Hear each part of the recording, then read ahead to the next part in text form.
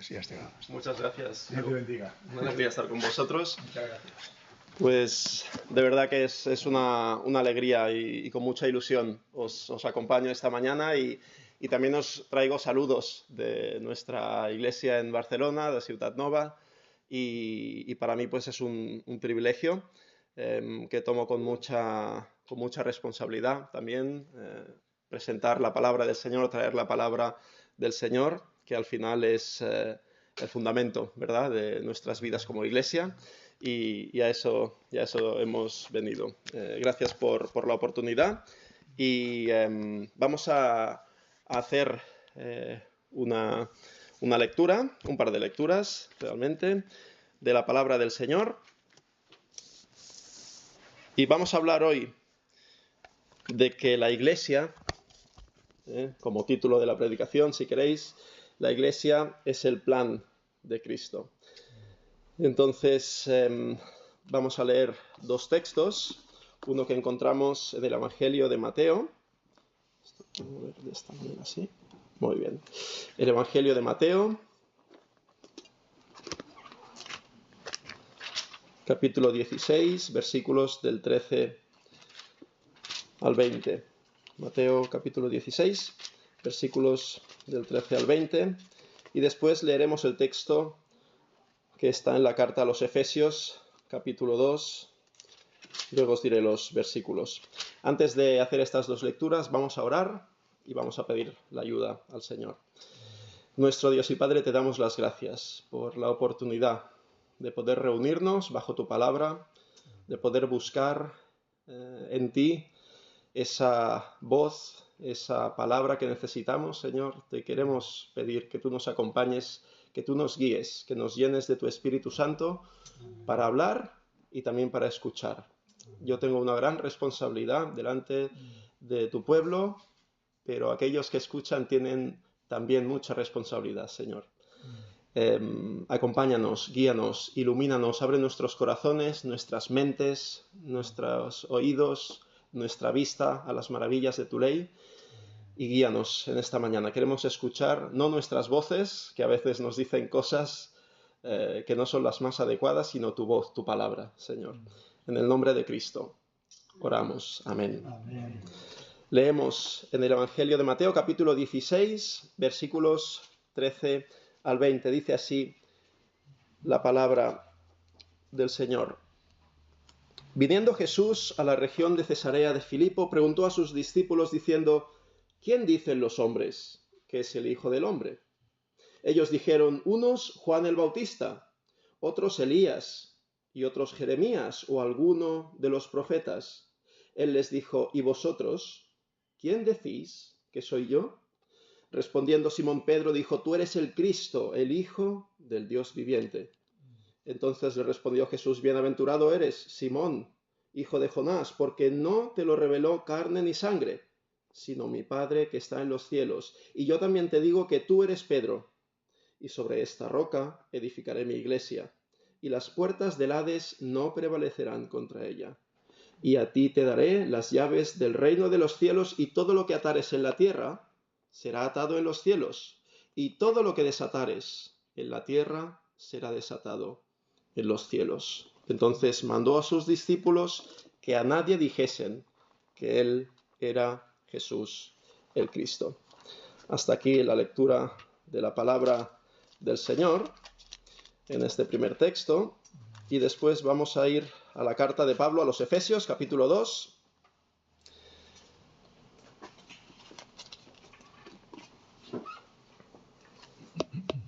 Vamos a ir a la carta de Pablo a los Efesios.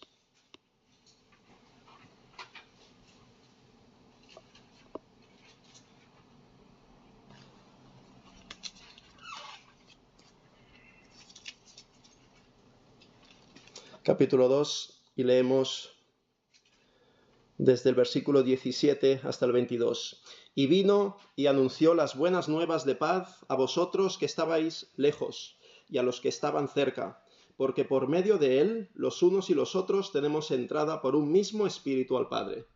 Así que ya no sois extranjeros ni advenedizos, sino conciudadanos de los santos y miembros de la familia de Dios, edificados sobre el fundamento de los apóstoles y profetas, siendo la principal piedra del ángulo Jesucristo mismo, en quien todo el edificio, bien coordinado, va creciendo para ser un templo santo en el Señor, en quien vosotros también sois juntamente edificados para morada de Dios en el Espíritu. Amén. Esto dice la palabra del Señor para nosotros hoy. Y como os decía, vamos a hablar de esa iglesia que es el plan de Cristo, ¿no? Este es un texto, el primero que hemos leído, el texto de Mateo, que quizá cuando una persona de nuestra cultura, de nuestra sociedad lo lee, encuentra un montón de cosas que no entiende, ¿no? Y encuentra un montón de ideas distorsionadas. Esto de las llaves, ¿no? Que se le dan a un tal Pedro, y a veces, no sé si os habéis dado cuenta, ¿no? En esas escenas de algunas series, ¿no? Esa típica idea, ¿no? De aquel San Pedro encima de las nubes con unas llaves decidiendo quién entra y quién no entra en los cielos. Esa distorsión realmente de lo que dice la palabra del Señor, ¿no? Pero una persona de nuestra cultura y de nuestra época, cuando se enfrenta a un texto como el de Jesús hablando con sus discípulos y preguntándoles quién dice la gente que soy y quién decís vosotros que soy. Y después un texto como el que acabamos de leer, en el que se nos dice que la iglesia está edificada sobre un fundamento, ni más ni menos que de apóstoles y de profetas y de una piedra principal del ángulo que es Jesucristo mismo. ¿Qué es la iglesia? ¿Para qué sirve? Podría decir alguien, la iglesia. ¿Cuál es la misión de la iglesia, ¿no? Pues esta mañana quiero llevaros a estos textos para ver cómo la iglesia es el plan de Cristo. La iglesia es el plan de Jesús. Vemos que Jesús se aleja para hablar con tranquilidad con sus discípulos y como buen maestro les hace aquellas preguntas. Ya sabes que las preguntas de Jesús no siempre eran inocentes, sino que tenían esa intención de que los discípulos fueran retados y aprendieran cosas, ¿no? Y se preguntaran a sí mismos qué creían y qué no creían. Y Jesús les pregunta, ¿qué dice la gente de mí? ¿Qué escucháis? Vosotros que estáis conviviendo conmigo todos los días, ¿qué escucháis? ¿Qué dice la gente? ¿No? Y entonces los discípulos, los amigos íntimos, podríamos decir, de Jesús, responden. Pues bueno, unos tienen una teoría de que eres Juan el Bautista, otros tienen alguna otra teoría, que eres Elías, aquel que había de venir, otros que Jeremías, o incluso algún otro de los profetas del Antiguo Testamento. Ese es el impacto que Jesús causaba en la gente de su pueblo, ¿no? De su tierra. Entonces, como es habitual, vemos cómo la pregunta de Jesús tiene, podríamos decir, algo de trampa, ¿no? Porque Jesús aprovecha esa respuesta de los discípulos para hacer la pregunta que realmente quiere hacer. ¿Y vosotros quién decís que soy? ¿Vosotros qué pensáis de mí? ¿Quién soy, según vosotros? Entonces Pedro, ya sabéis, el más lanzado de los apóstoles, para bien y para mal, se atreve a dar una respuesta.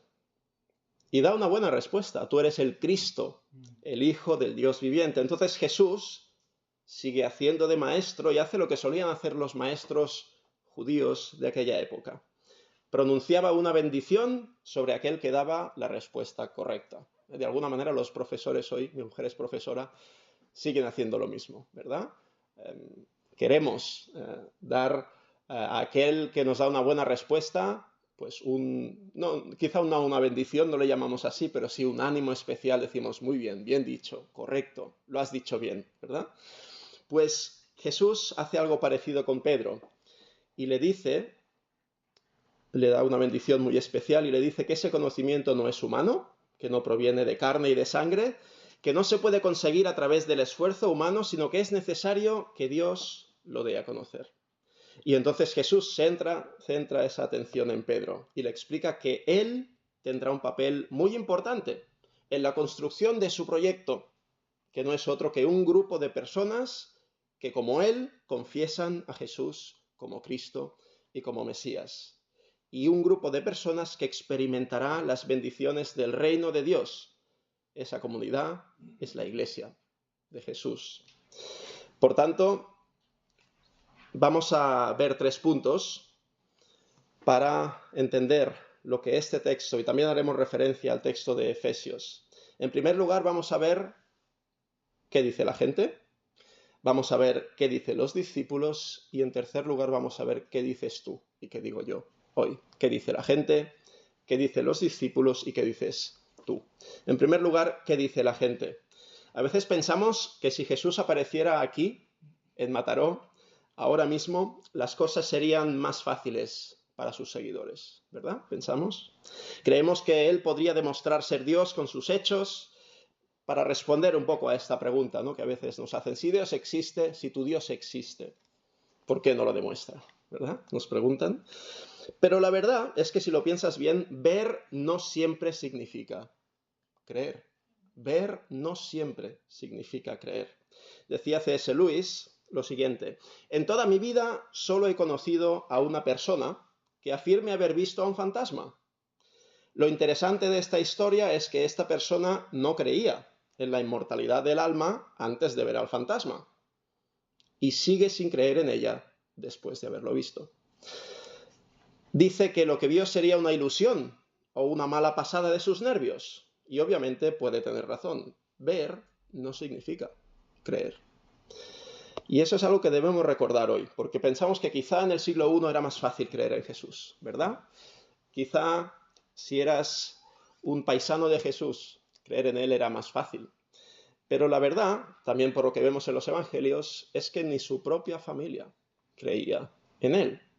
Más importante que los hechos es la actitud con la que nos acercamos a esos hechos, esos prejuicios que tenemos de todo tipo, ¿verdad? Y eso sí que es difícil cambiarlo. Prejuicios intelectuales, prejuicios personales, prejuicios sociales, lo que siempre hemos visto, ¿no?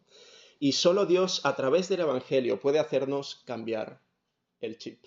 Solo Dios puede transformar esa mente que nosotros tenemos para poder llegar a entender verdades tan profundas como que Jesús es el Cristo, el Mesías. En esa época, aunque podían ver y tocar a Jesús, muchos no creyeron en él. Y eso debemos recordarlo. A veces pensamos que habría sido mejor ser un contemporáneo de Jesús que vivir en el siglo XXI y tener un libro como la Biblia. Piénsalo, ¿qué es mejor? ¿Qué prefieres?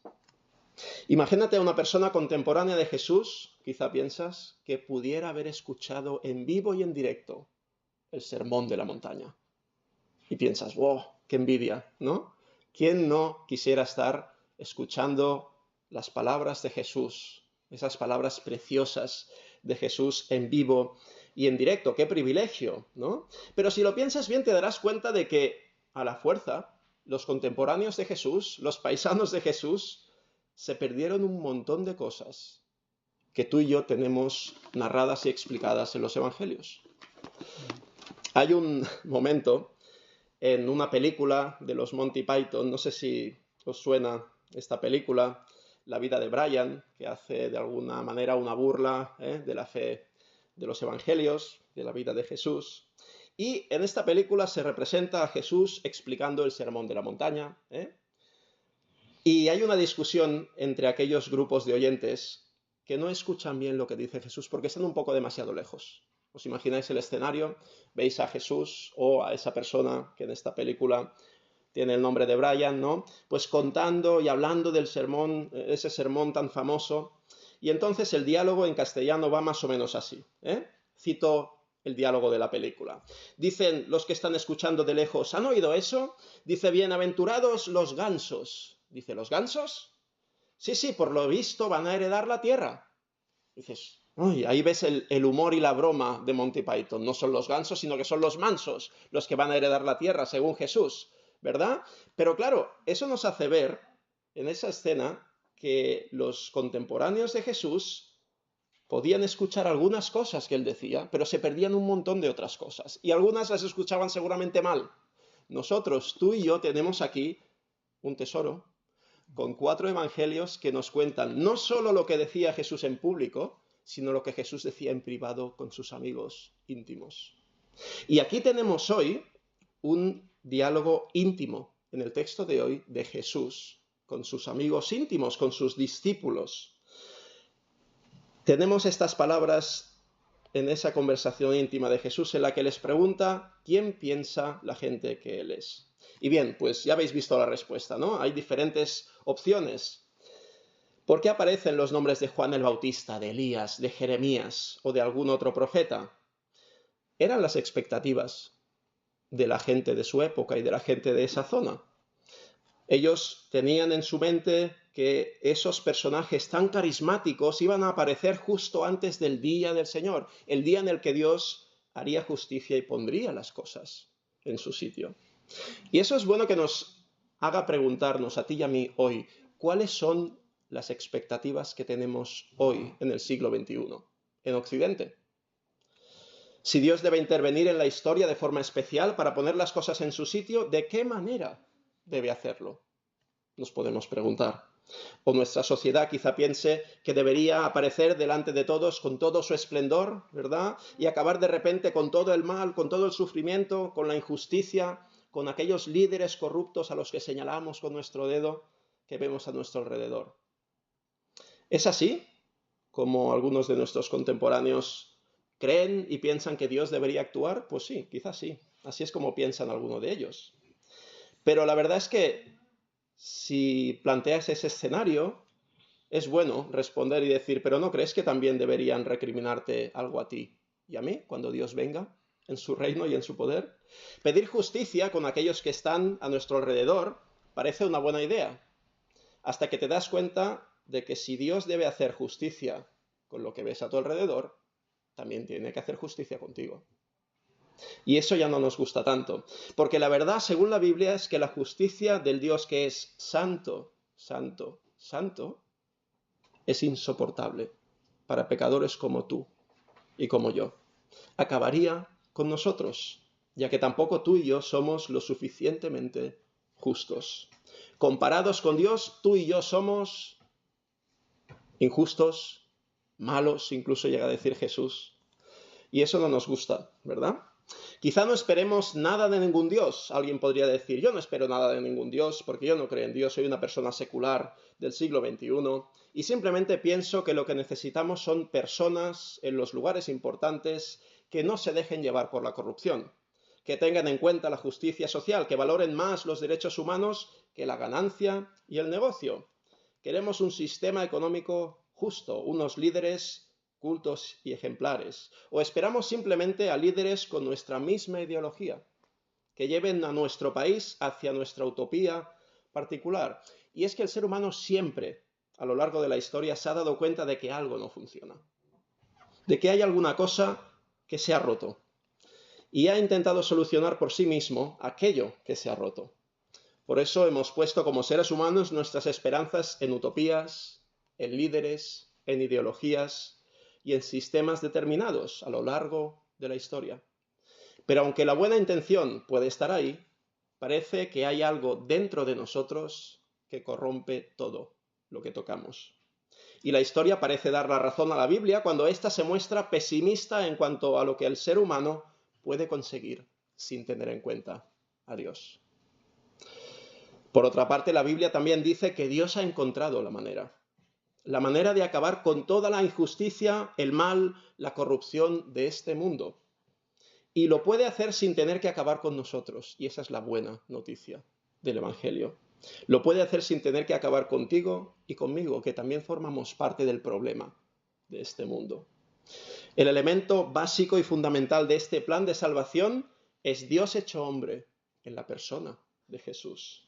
Según las Escrituras, el destino eterno de cada persona se decide en relación a ese tal Jesús del que la gente dice tantas cosas. Al igual que en este texto, hoy también existen diferentes teorías sobre Jesús. Si preguntaras en tu lugar de trabajo, en tu ciudad, en tu pueblo, ¿quién es Jesús? ¿Quién era Jesús? Ya dudo que alguien se atreviera a negar la historicidad de Jesús, ¿verdad? Porque eso ya quedó atrás, pero muchos te dirían pues que quizá Jesús era un sabio, un religioso, un revolucionario social, un profeta, un maestro de moral. Y la realidad es que hay parte de verdad en esas ideas. Pero según el texto de hoy, ninguna de esas ideas es suficientemente completa. Por tanto, hemos visto lo que dice la gente, ¿verdad? En el texto de hoy. Segundo punto, ¿qué dicen los discípulos? Según Pedro en este texto y después el resto de los apóstoles, y según lo que dice el Nuevo Testamento, Jesús es el Cristo o el Mesías, el ungido de Dios, aquel escogido por Dios para llevar a cabo, a término, sus propósitos de salvación para este mundo. Y lo bueno de eso, cuando lees este texto, es que Jesús lo acepta. Jesús lo acepta. ¿Qué significa esto? El pueblo judío tenía una gran esperanza, el Mesías, el Cristo, aquel enviado de Dios que llevaría a cabo los propósitos de Dios para su pueblo y que liberaría a Israel de sus enemigos, el Imperio Romano, en ese momento. Aquel que pondría las cosas en su sitio, aquel sería el rey definitivo, el escogido de Dios que cumpliría con las profecías en el Antiguo Testamento. Por eso Mateo, cuando lees el Evangelio, hace constante referencia al Antiguo Testamento y cómo Jesús cumple esas profecías. En definitiva, el Mesías es aquel escogido de Dios que llevará a cabo los planes de Dios para esta creación y que transformará una creación rota por el pecado en la realidad última, el reino de Dios y un cielo nuevo y una tierra nueva en los cuales mora la justicia. Los discípulos van conociendo a Jesús. Ya sabéis, los que estáis acostumbrados a leer los evangelios, que no son muy rápidos. No son muy rápidos, no son muy listos. Tampoco tú y yo somos muy rápidos, ¿verdad? Cuando vemos las palabras de Jesús, cuando intentamos entender las palabras de Jesús. Y ellos van conociendo cada vez más a Jesús. Y este momento del texto de hoy es uno de los momentos culminantes en el aprendizaje de los discípulos acerca de Jesús. Es un paso muy importante que Pedro llegue a decir: tú eres el Cristo, el Hijo del Dios viviente. De hecho, es tan importante que el texto dice, que Jesús dice, que solo pueden decir algo así si Dios les da a conocer esa verdad. Es decir, por mucho que hayas estudiado, Pedro, por mucho que hayas estudiado, no podrías llegar a esta conclusión. Necesitas la intervención sobrenatural de Dios. Cuando Pedro entiende esto, Jesús hace este tipo de juego de palabras con su nombre, ¿verdad? Con el nombre de Pedro, que significa roca o piedra, y le dice que sobre esa piedra o roca, que es el propio Pedro, edificará su iglesia. Y aquí cuidado porque los protestantes nos ponemos un poco nerviosos, ¿verdad? A veces cuando vemos este texto. Dice que como consecuencia de esa confesión, en base a ese conocimiento que Dios le ha dado, él, como representante del grupo de los apóstoles, será la roca sobre la que Jesús edificará su iglesia. La idea de iglesia que se desprende de este texto es que la iglesia que Jesús dice que va a edificar es una nueva comunidad. Jesús quiere dar inicio a un nuevo pueblo que ocupe el lugar del Israel del Antiguo Testamento, que le ha rechazado como Cristo y como Mesías, y como aquel que inaugura el reino de Dios. ¿Y cuál es la característica externa más importante de esta nueva comunidad? En el Antiguo Testamento había 12 tribus. Y Jesús, para empezar esa nueva comunidad, ese nuevo pueblo de Dios, elige a 12 apóstoles. Aquellos que dan testimonio. Jesús dice que esta nueva comunidad se fundamenta en esas personas tan especiales que son los apóstoles. Aquellos que han dado un testimonio de Jesús al que tú y yo hoy tenemos acceso a través del Nuevo Testamento. El Nuevo Testamento en el que se nos recuerda una y otra vez la verdad de que Jesús es el Cristo, el Mesías. Y aunque esta comunidad tendrá problemas, sabéis que la Iglesia ha sido perseguida y sigue siendo perseguida hoy en determinadas partes del mundo.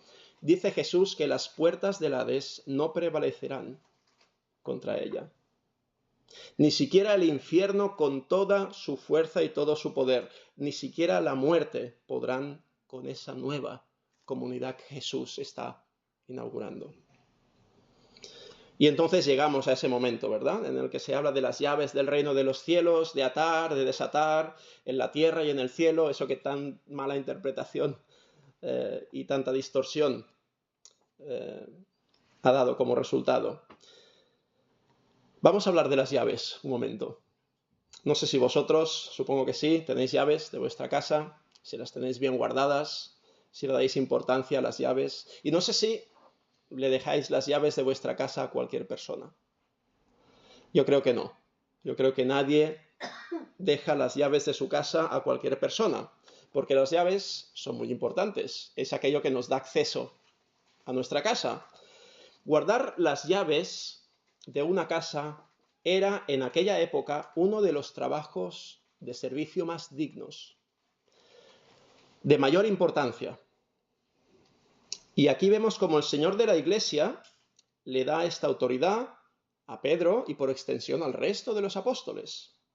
Esta idea contrasta con los fariseos, de quienes Jesús dice, fijaos, ay de vosotros, escribas y fariseos hipócritas, porque cerráis el reino de los cielos delante de los hombres, pues ni entráis vosotros, ni dejáis entrar a los que están entrando.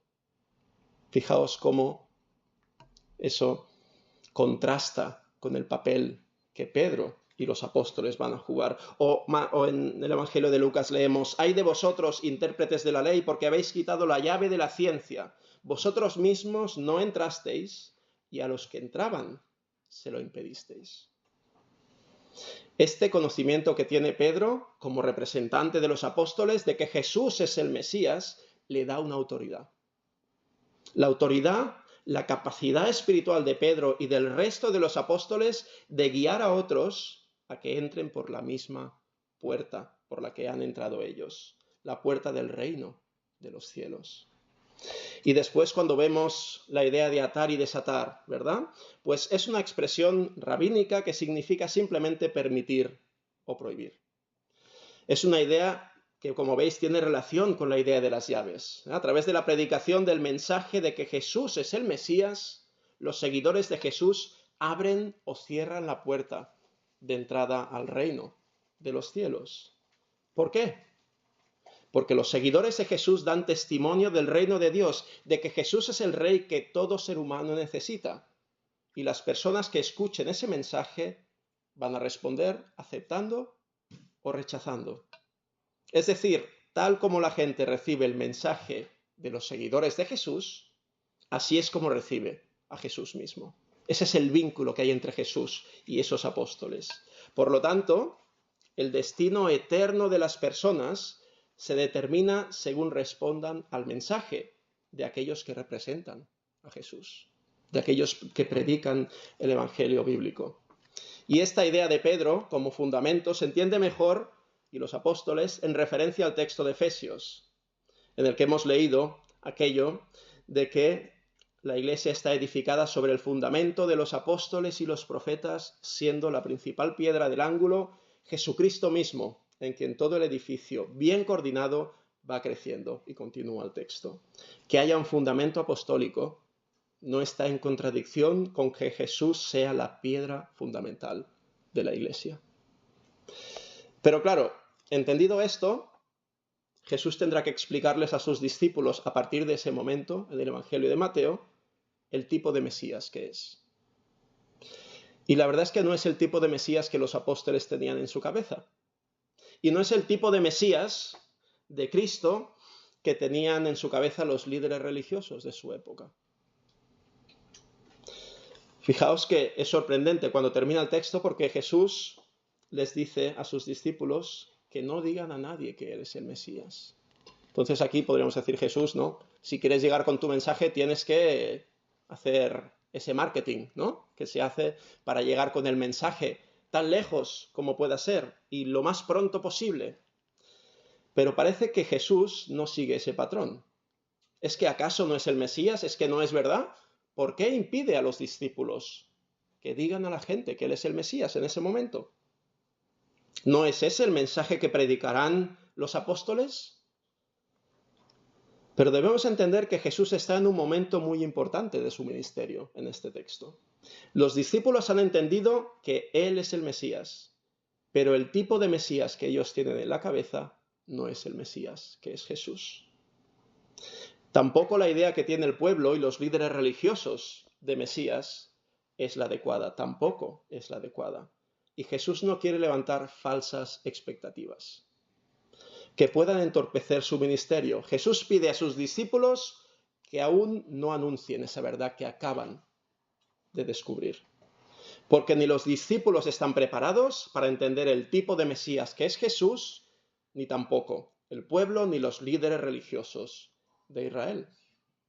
De hecho, esto se confirma con el texto que viene a continuación, en el que cuando Jesús explica a los discípulos que tendrá que morir, que ser entregado, el mismo Pedro, que también queda en este texto de hoy, da la respuesta incorrecta. Cuando Jesús dice que él va a ser entregado y Pedro le dice, de ninguna manera, Señor, eso no te va a pasar y no puede pasarte. Jesús, que acaba de bendecir a Pedro con estas palabras tan preciosas que hemos leído, le dice al mismo Pedro, quítate de delante de mí, Satanás. Me eres tropiezo porque no pones la mira en las cosas de Dios, sino en las de los hombres. Por lo tanto, si Pedro tenía algo de lo que estar orgulloso, rápidamente queda equilibrado con este otro texto, ¿verdad? En el que Pedro no sale bien parado. Un Mesías que tendrá que morir. ¿Cómo puede ser eso? No era lo que ellos esperaban. ¿Por qué debe morir ese Mesías? Y llegamos al último punto.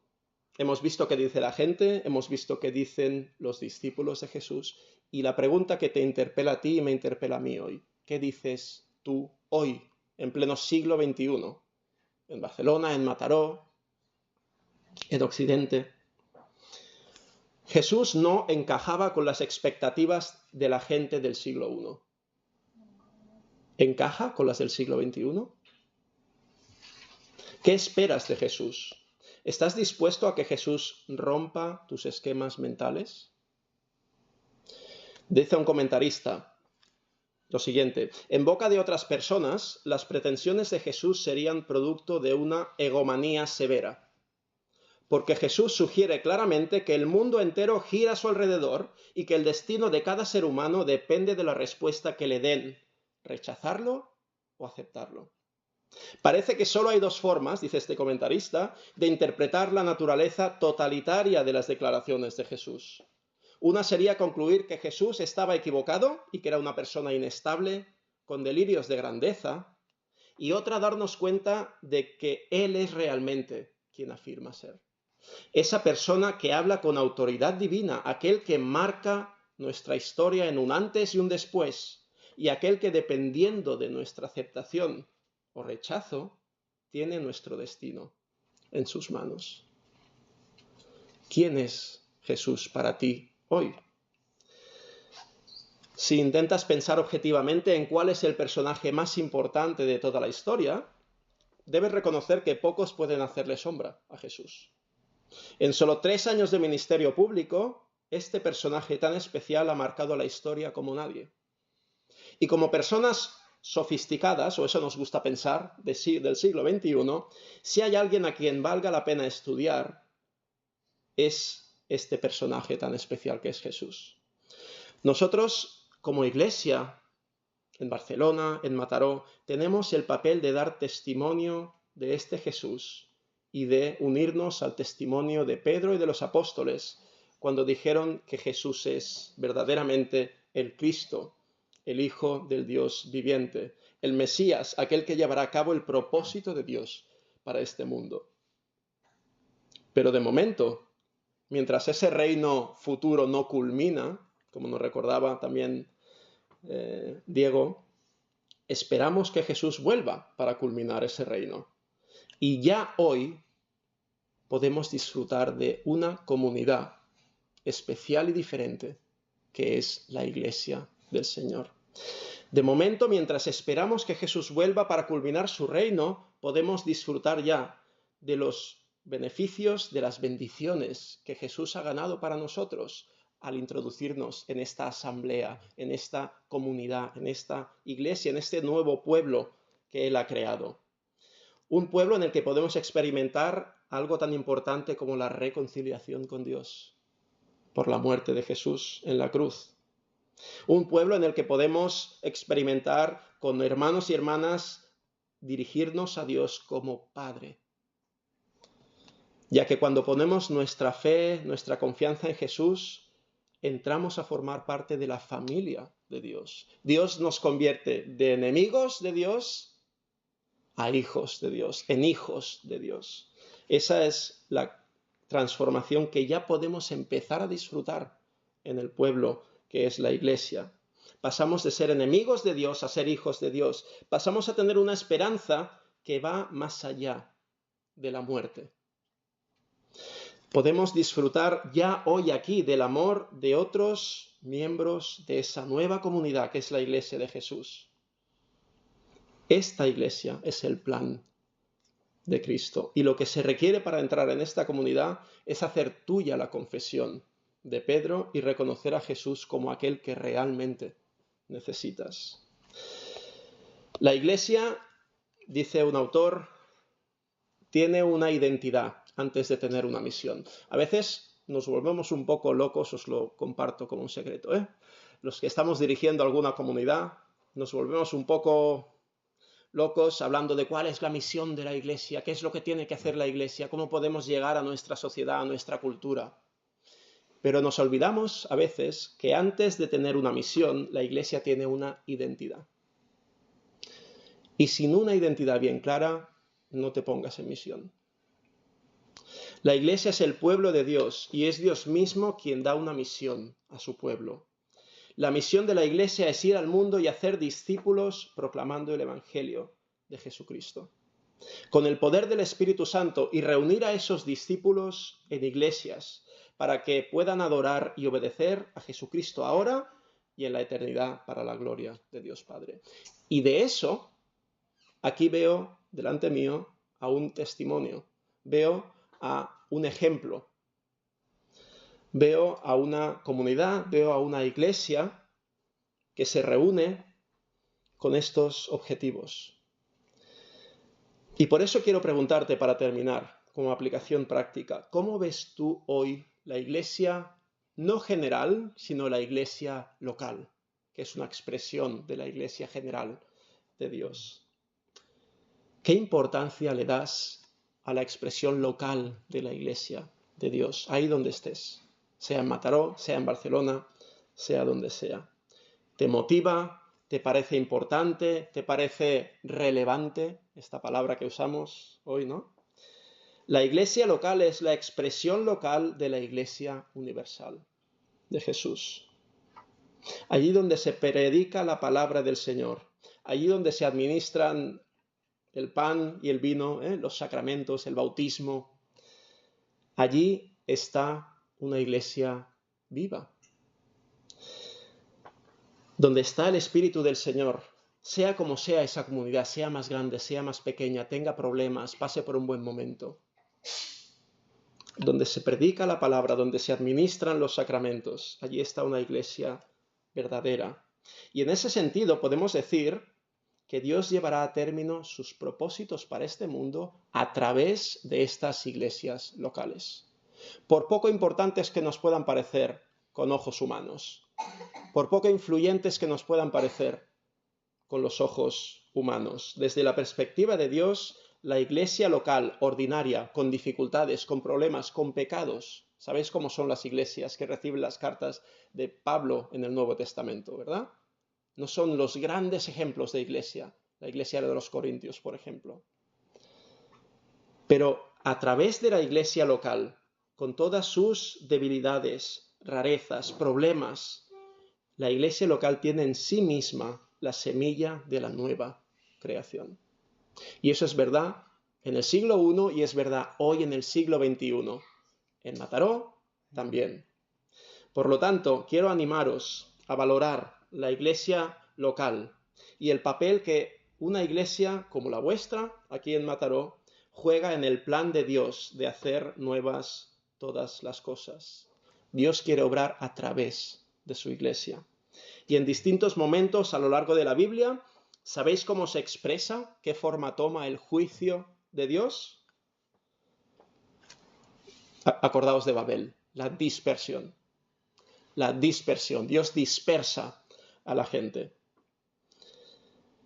Y la Iglesia, a través de la intervención de gracia de Dios, toma forma una y otra vez a través de la reunión, de la asamblea, de reunir a personas alrededor del Creador.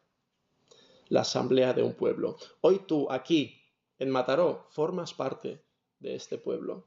Te das cuenta de la importancia y del privilegio de formar parte de una expresión local, aquí en Mataró, de la asamblea definitiva de Dios, de la asamblea, de la comunidad definitiva a través de la que Dios llevará a cabo sus propósitos de rehacer un mundo disperso y roto.